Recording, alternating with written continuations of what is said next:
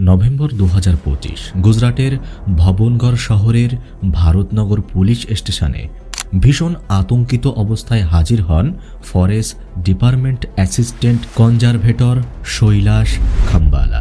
তার সঙ্গে ছিল তার স্ত্রীর ভাই।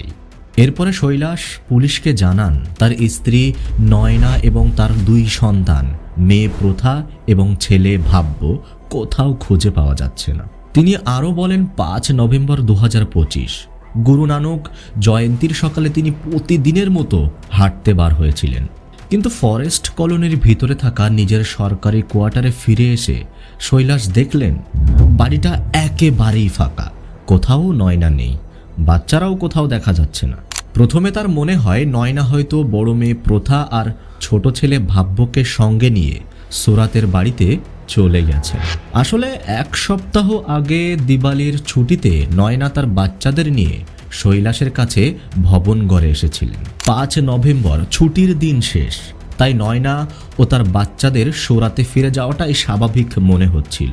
এই ভেবে শৈলাশ কিছুক্ষণের জন্য নিশ্চিন্ত হয়ে যান, কিন্তু মোবাইল ফোন হাতে নিয়ে মেসেজ চেক করতেই নয়নার পাঠানো একটি লেখা তিনি দেখে আঁতকে ওঠেন।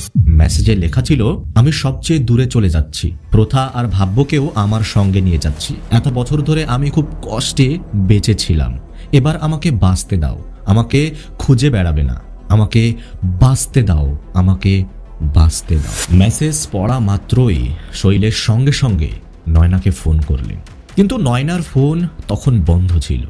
ভবনগড় থেকে সুরাতে যেতে প্রায় 6 ঘন্টা সময় লাগে, তাই প্রথমে তিনি অপেক্ষা করার সিদ্ধান্ত নেন। এরপর তিনি সুরাতে থাকা নিজের বাবা মাকে পুরো বিষয়টি জানান। এভাবেই সারাটা দিন কেটে যায়, কিন্তু নয়না সুরাতে পৌঁছায় না, আর তার ফোনও চালু হয় না। কোথাও কোনো খোঁজ না পেয়ে শৈলেশ অবশেষে নয়নার ভাই হরেশ জোটানাকে ফোন করে সব ঘটনা জানিয়ে দেন। এই খবর শুনে নয়নার পরিবারের তোলপাড় শুরু হয়ে যায়। তারা এক মুহূর্ত দেরি না করে ভবনগড়ের উদ্দেশ্যে রওনা দেয় এবং শৈলাশের সরকারি কোয়ার্টারে পৌঁছে যায়। তারপর সবাই মিলে শৈলাশকে সঙ্গে নিয়ে বাস স্ট্যান্ড থেকে রেলওয়ে স্টেশন পর্যন্ত নয়না আর বাচ্চাদের ছবি হাতে নিয়ে তাদেরকে খুঁজে বেড়াতে থাকে। কিন্তু এত চেষ্টা করেও কোনো ফল মেলে না। শেষ পর্যন্ত প্রশ্ন থেকে যায়, নয়না আর বাচ্চারা কোথায়? তারা এখন কোথায় আছে? কোথাও কোনো খবর নেই, কোথাও কোনো সূত্রও পাওয়া যাচ্ছে না। ধীরে ধীরে তাদের মনে ভয় আর আশঙ্কা বাসা বাঁধতে থাকে। তাদের মনে হতে থাকে কোথাও কি তারা কোনো বিপদের শিকার হয়েছে। এই চিন্তাগুলো ভেতর থেকে সবাইকে একটু একটু করে কুরে কুরে খাচ্ছিল। আর অন্যদিকে শৈলাশকে নয়না আর তার বাচ্চাদের ছবি বুকে চেপে ধরে অঝরে কাঁদতে দেখে আর কারোর ধৈর্য থাকে না। পরিস্থিতি যখন পুরোপুরিভাবে নিয়ন্ত্রণের বাইরে চলে যেতে থাকে আর সব পথ বন্ধ বলে মনে হয়, তখন পরের দিন 7 নভেম্বর 2025 সবাই মিলে শৈলাশের সঙ্গে ভারতগড় পুলিশ স্টেশনে গিয়ে একটি মিসিং কমপ্লেন দায়ের করে।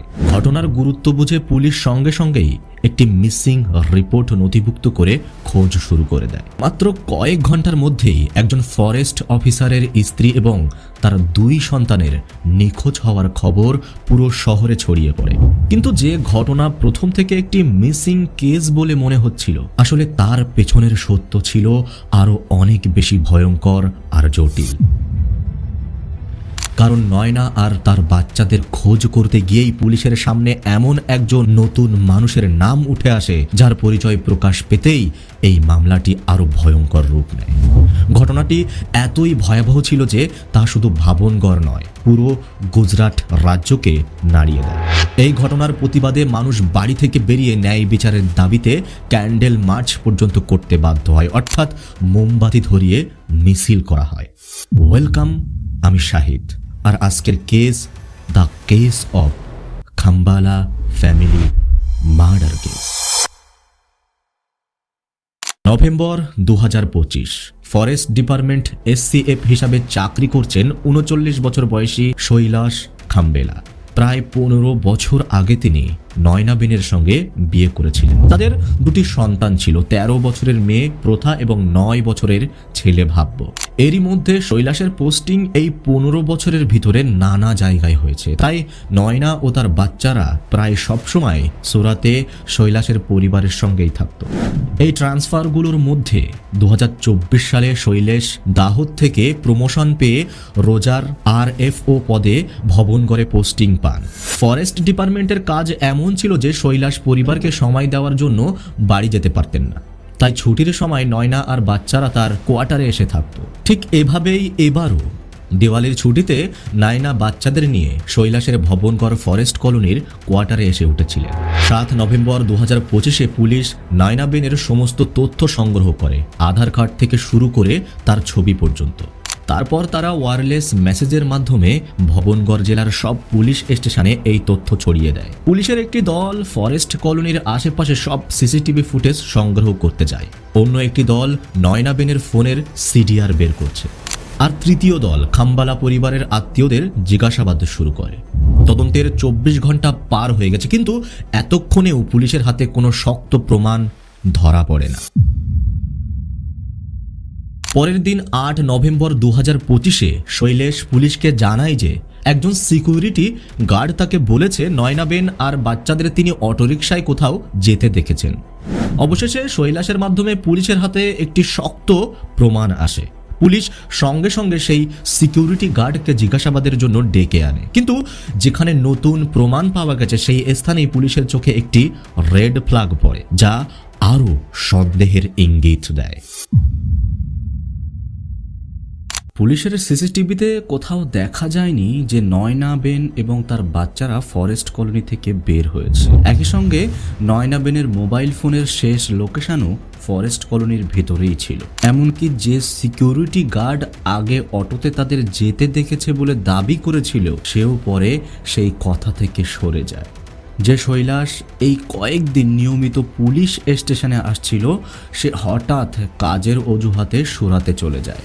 যাওয়ার সময় সে বলে যায় সে পুলিশের সঙ্গে যোগাযোগে থাকবে, কিন্তু এই সমস্ত বিষয় মিলিয়ে পুলিশের শৈলাসের উপরে সন্দেহ বাড়তে থাকে। তাই পুলিশ শৈলাসের কল ডেটা পরীক্ষা করতে শুরু করে। সেখানে একটি নম্বর পাওয়া যায় যেখানে শৈলাসের ফোন থেকে বারবার কল করা হয়েছিল। সেই নম্বরটি ছিল একই ফরেস্ট ডিপার্টমেন্ট শৈলাসের জুনিয়র অমিত ভানিয়ার। পুলিশ জিজ্ঞাসাবাদের জন্য অমিত ভানিয়ারকে আটক করে এবং তার বায়ানে সামনে আসে এক ভয়ঙ্কর ষড়যন্ত্র, এমন এক সত্য যাকে পাথর দিয়ে চেপে রাখা হয়েছিল। 16 November 2025 police JCB, FSL team, dog squad, photographer, executive magistrate এবং অমিত মানিয়াকে সঙ্গে নিয়ে শৈলাস খাম্বালের জন্য বরাদ্দ কোয়ার্টারে সেই নির্জন এলাকায় পৌঁছায়, যেটা প্রায় সবসময়ই শুনশান থাকত।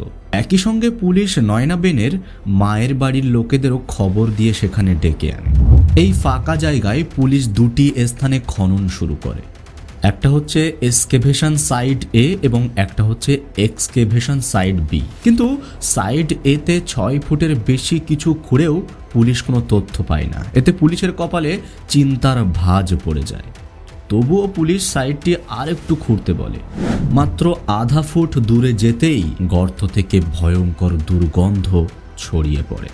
সেই দুর্গন্ধ আসছিল পাথর আর শাড়িতে মোড়া একটি লাশ থেকে। পুলিশ যখন পচে যাওয়া দেহটি তুলে আনে, তখন মাটির নিচে চাপা দেওয়া তার স্ত্রী নয়না বেনকে দেখে সবাই ভেঙে পড়ে। কিন্তু এখানেই শেষ নয়। দ্বিতীয় এক্সকেভেশন সাইডে খনন করতে গিয়ে পুলিশ পাথরে মোড়া দুটি শিশুর লাশ পায়।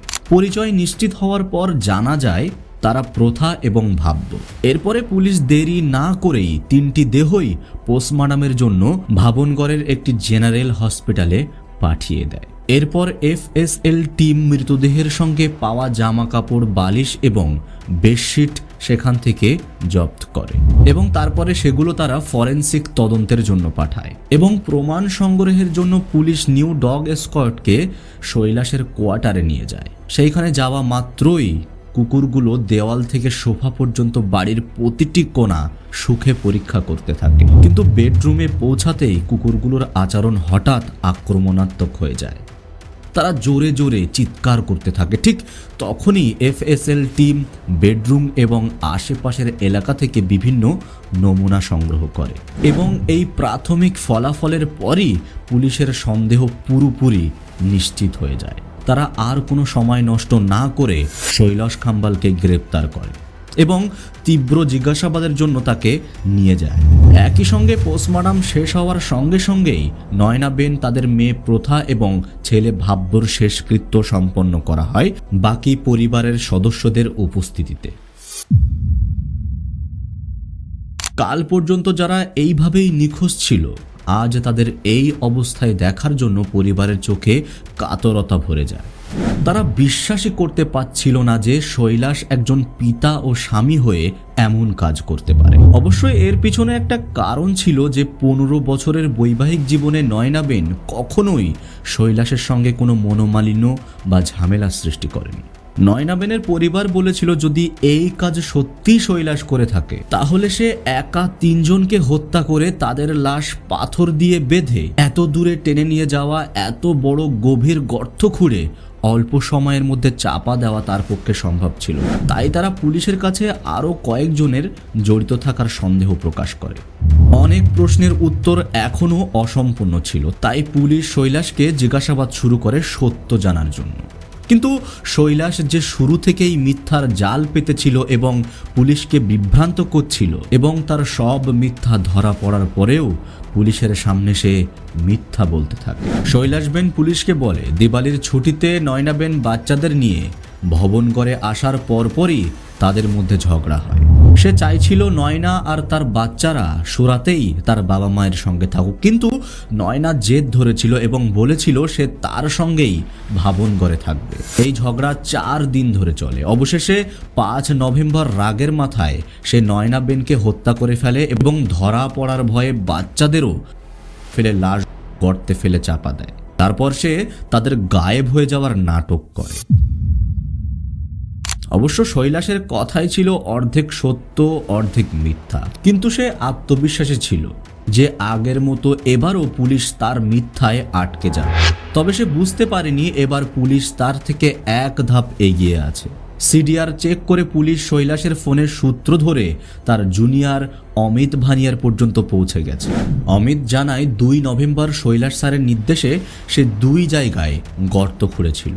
প্রশ্নটা ছিল সোজা, যদি হত্যাকাণ্ড 5 নভেম্বর হঠাৎ হয়ে থাকে তাহলে গর্তগুলো আগে থেকে কেন খোঁড়া হলো? পুলিশ যখন শৈলাসের কাছে এই প্রশ্ন কঠোরভাবে রাখে এবং তাকে যথাযথভাবে বিবেচনা করে, আর তখনই সে এই ভয়ঙ্কর অপরাধের পুরো ঘটনা বলতে শুরু করে। 3 বছর আগে 2022 সালে শৈলাস খাম্বেলা দামোদ থেকে জুনাগড় ফরেস্ট ডিপার্টমেন্ট ট্রান্সফার হয়। সেখানে তার পরিচয় হয় তার থেকে 10 বছরের ছোট এক মহিলা ফরেস্ট ওয়ার্কারের সঙ্গে। সময়ের সঙ্গে সঙ্গে এই ফর্মাল অফিস সঙ্গী একটি আনুষ্ঠানিক সম্পর্কে পরিণত হয়। কফি, ডিনার, ডেটে যাওয়া সবকিছুই চলতে থাকে। এই সাক্ষাৎগুলো দুজনের মধ্যে একটি সম্পর্ক গড়ে তোলে। সম্পর্ক এতটাই গভীর হয় যে তারা একসঙ্গে বাঁচার স্বপ্ন দেখতে শুরু করে। কিছুদিন পর ট্রান্সফারের কারণে তারা আলাদা জায়গায় পোস্টিং হলেও দুজন লং ডিস্টেন্স সম্পর্ক সহজেই চালিয়ে যায়। কখনো শৈলাস ছুটি নিয়ে তার কাছে যেত, কখনো সে ছুটি নিয়ে শৈলাসের কোয়ার্টারে থাকতো।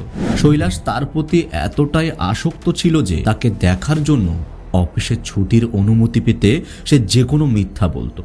একবার তার গার্লফ্রেন্ডের গান্ধীনগরে ট্রেনিং চলছিল এবং তাকে দেখতে যাওয়ার জন্য শৈলাস অফিসের সিনিয়রকে জানায় যে তার মেয়ের মৃত্যু হয়েছে, তাই তাকে যেতেই হবে।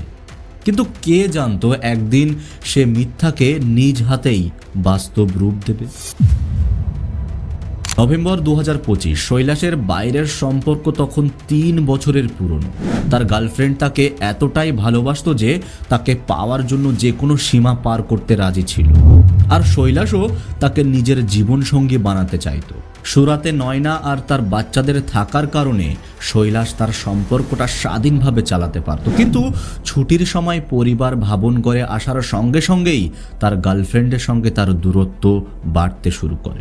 ধীরে ধীরে পরিবারের উপস্থিতি তার কাছে বোঝার মতো ভার হয়ে যায়। নয়নাবেন যখন বাচ্চাদের নিয়ে সব সময়ের জন্য ভাবনগরে থাকার কথা বলে, তখন শৈলাসের ভিতরের বিরক্তি ধীরে ধীরে ঘৃণায় পরিণত হয়। 27 অক্টোবর 2025-এ নয়নাবেন বাচ্চাদের সঙ্গে শৈলাসের অ্যালোকেটেড কোয়ার্টারে পৌঁছায়। আর তখনই দুজনের মধ্যে তর্ক শুরু হয়। নয়নাবেন ঠিক করেছিল এবার সে শৈলাসের সঙ্গেই ভাবনগরে থাকবে, কিন্তু শৈলাস এটা একেবারেই চাইতো না। তার কাছে পরিবারটা যেন একটা কাঁটা হয়ে বসেছিল, যা সে চিরতরে সরিয়ে দিতে চেয়েছিল। এর ঠিক কয়েকদিন পরে, অর্থাৎ 6 দিন পর 2 নভেম্বর 2025-এ শৈলাস তার জুনিয়র অমিত ভানিয়াকে ফোন করে কোয়ার্টারের কাছে 2টি গর্ত খোঁড়ার নির্দেশ দেয়। সে বলে গর্তগুলো বর্জ্য জল বা আবর্জনা ফেলার জন্য খুঁড়তে হবে। এরপর গিরিশ বালদানিয়া জেসিপি নিয়ে ফরেস্ট কলোনিতে আসে। কোয়ার্টারের প্রায় 20 ফুট দূরে একটি নির্জন জায়গায় 6.5 ফুট এবং 5.5 ফুট 2টি গর্ত খোঁড়ে।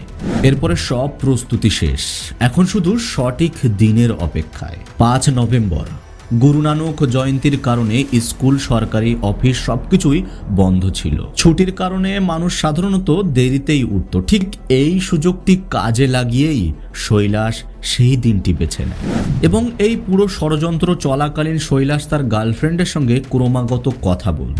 4 নভেম্বর 2025-এ হত্যার একদিন আগে সে প্রশ্ন করে, যদি আমি কোনো বড় সিদ্ধান্ত নিই, তুমি কি আমাকে মেনে নেবে? প্রশ্ন শেষ করার আগেই উত্তর আসে হ্যাঁ। সেই মুহূর্তে দুজন দেশ ছেড়ে নতুন জীবন শুরু করার স্বপ্ন দেখতে থাকে এবং পাসপোর্ট তৈরির কাজ শুরু করে দেয়। 5 নভেম্বর 2025 সকাল 7টা। শৈলাস ইতিমধ্যেই উঠে পড়ে। তখন তার স্ত্রী নয়নাবেন ও বাচ্চারা ঘুমিয়েছিলেন। সে বিছানা থেকে বালিশ তুলে নেয় এবং নয়নার মুখে চেপে দিয়ে শ্বাসরোধ করতে থাকে। সে তত সময় পর্যন্ত থামল না যতক্ষণ না নয়নার শ্বাস থমকে যায়।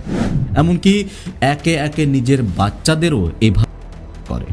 প্রিয় দর্শক, এই কাজের মাধ্যমে শৈলাস শুধু স্বামীই নয়, পিতার নামকরণকেও লজ্জিত করেছে। এরপর সকাল 8:30-এ শৈলাস লাশগুলো পাথর দিয়ে মোড়ায় এবং একে একে সেগুলো গর্তে ফেলে দেয়।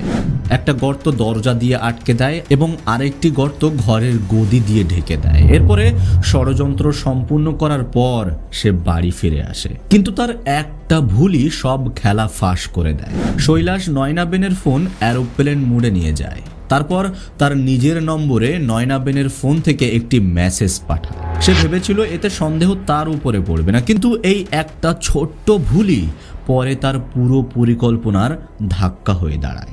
পরের দিন 6 নভেম্বর 2025 সকাল 8:30-এ শৈলাস আবার তার জুনিয়র অমিত ভানিয়ানকে ফোন করে।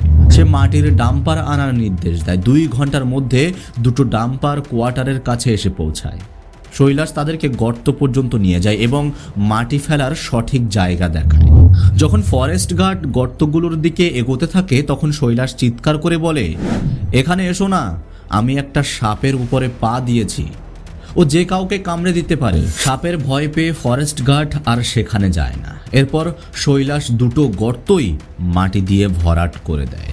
এরপরে শৈলাস কোয়ার্টারে ফিরে পরিবারের জামা কাপড়, চপ্পল, বালিশ এবং হত্যায় ব্যবহৃত জিনিসপত্র একে একে ব্যাগে ভরে তারপর গভীর রাতে সেই ব্যাগ নিয়ে সে একটি নদীর ধারে যায় এবং সবকিছুই জলে ভাসিয়ে দেয়, যেন কোনো প্রমাণ তার কাছে বেঁচে না থাকে। 3টে হত্যা সম্পন্ন করার পর পরিকল্পনা অনুযায়ী 7 নভেম্বর শৈলাস ভারত পুলিশ স্টেশনে যায়। সেখানে সে তার পরিবারের মিসিং রিপোর্ট দায়ের করে। উদ্দেশ্য একটাই, পুলিশকে এদিক ওদিক ঘোরানো, যাতে সবার মনোযোগ মিসিং কেসের দিকেই আটকে থাকে। এরই মধ্যেই শৈলাস তার নিজের এবং তার গার্লফ্রেন্ডের পাসপোর্টের কাজ এগিয়ে নিয়ে যায়। মিসিং রিপোর্টের আড়ালে সে পুলিশ ও তার স্ত্রীর ভাইদের চোখে ধুলো দিতে পারবে, এই বিশ্বাসে সে পুরোপুরি আশ্বস্ত ছিল। তার ধারণা ছিল কয়েকদিন বা কয়েক মাসের মধ্যেই কেসটা ধীরে ধীরে ঠান্ডা হয়ে যায়। পাসপোর্ট এবং ভিসা পেয়ে সে তার গার্লফ্রেন্ডের সঙ্গে দেশ ছেড়ে যাওয়ার প্রস্তুতি নেয়, কিন্তু তার আসল চেহারা তখনই প্রকাশ পায় এবং সব ফাঁস হয়ে যায়। একটি ছোট্ট ভুলের কারণে তদন্তের সময় পুলিশ কৈলাসের কোয়ার্টার থেকে নয়না বেনের ফোন উদ্ধার করে, যা তার পরিকল্পনার ছাপ স্পষ্ট করে দেয়। এফএসএল টিম যখন নয়না বেনের ফোনটি পরীক্ষা করে তখন দেখতে পায় শেষ মেসেজটি সেন্ড বক্সে নেই, সেটা ড্রাফট ফোল্ডারেই পড়ে আছে। সেই মেসেজটাই যেটা কৈলাস শুরু থেকেই সবাইকে দেখিয়ে প্রমাণ করতে চাইছিল নয়না তাকে ছেড়ে চলে গেছে। কিন্তু তাড়াহুড়োতেই কৈলাস আগেই ফোনটি এরোপ্লেন মোড অন করে ফেলেছিল, নিজেই টাইপ করে নিজের নাম্বারে মেসেজ পাঠানোর চেষ্টা করেছিল। অবশ্য কৈলাস নয়নার ফোনের স্ক্রিনের মেসেজটি দেখিয়ে স্ক্রিনশট তুলেছিল এবং সেই স্ক্রিনশট পুলিশকে দেখিয়ে বলেছিল, দেখুন নয়না এই মেসেজটি আমাকে পাঠিয়েছিল। খুনি যতই চালাক হোক না কেন, একটা ছোট্ট ভুলেই সব ফাঁস হয়ে যায়। কৈলাসের একটা ভুলই তার অপরাধের সবচেয়ে বড় প্রমাণ হয়ে দাঁড়ায়। এরপর কৈলাসকে অ্যারেস্ট করার পর পুলিশ মিসিং কেসকে মার্ডার কেসে রূপান্তরিত করে। একটি বিস্ময়ের বিষয় হলো, স্বীকারোক্তির সময় কৈলাসের মুখে কোনো অনুতাপ বা আফসোস দেখা যায়নি, কারণ কৈলাসের গার্লফ্রেন্ড পুরো মার্ডার এবং পরিকল্পনার সময় ক্রমাগত তার সঙ্গেই যোগাযোগ করেছিল। তাই পুলিশ 18 নভেম্বর 2025 তাকে থানায় ডেকে আনে, যেন বোঝা যায় এই ট্রিপল মার্ডারে তার কতটা হাত রয়েছে। অবশ্য এখনও পর্যন্ত পুলিশের হাতে ফিমেল ফরেস্ট ওয়ার্কারের এই কেসে জড়িত কোনো প্রমাণ পাওয়া যায়নি। 10 ডিসেম্বর 2025 কৈলাস খাম্বালাকে আদালতে উপস্থাপন করা হয়। প্রিয় দর্শক, এই কেসের সবচেয়ে গভীর মনস্তাত্ত্বিক সত্য হলো, অপরাধ কখনোই এক ক্ষণের সিদ্ধান্ত নয়, এটি ধীরে ধীরে মস্তিষ্কের অন্ধকার কুটুরিতে জন্ম নেয়। তো প্রিয় দর্শক, এই ছিল আজকের ভিডিও। দেখা হবে আবার পরের ভিডিওতে। সে পর্যন্ত সুস্থ থাকুন, ভালো থাকুন, সতর্ক থাকুন এবং অন্যকে বিশ্বাস করার আগে তাকে ভালোভাবে যাচাই করে নিন।